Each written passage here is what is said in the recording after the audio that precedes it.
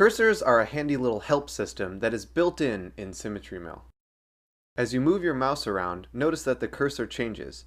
When the cursor hovers over the source image outside the control path area, you can move the image relative to the control path.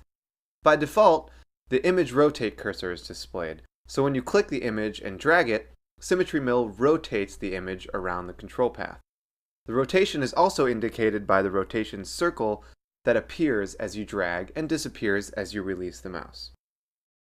If you press the spacebar with the cursor still over the image, the cursor turns into the image move cursor, so you can move the image relative to the control path.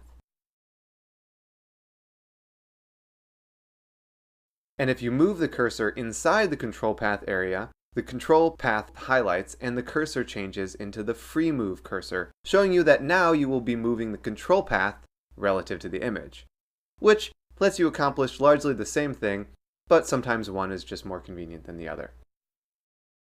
Now if you move the cursor over one of the sides or anchors, SymmetryMill tells you exactly what you can do with that side or anchor. Usually it's very simple. You can drag the side vertically or horizontally, and you can move the anchor vertically, horizontally, or diagonally.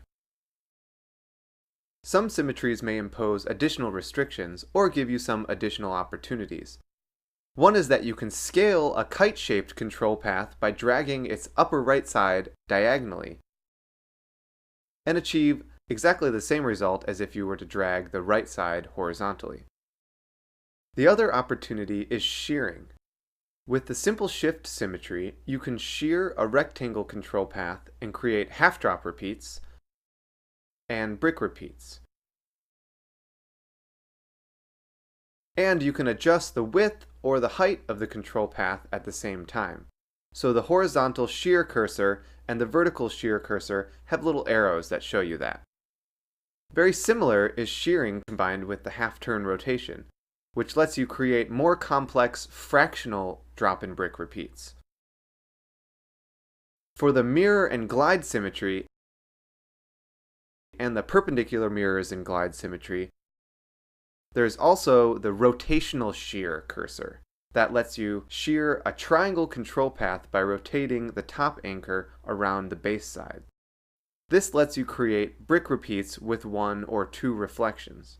And finally, sometimes you may want to reposition the image and the control path together. That is where you switch from the arrow tool to the hand tool in the source image toolbar. When you activate the hand tool, the cursor becomes the hand, and then dragging the image also moves the control path. Most often, though, you will simply activate the hand tool temporarily without all the extra button clicks. With the cursor over the source image, press and hold down the Option key on a Mac or the Alt key on Windows, and then press the spacebar. The cursor turns into a hand, and you can now reposition the image together with the control path. Then you would release the keys and keep editing with the arrow tool. So there! SymmetryMill suggests some simple edits, and these edits bring you an incredible variety of patterns.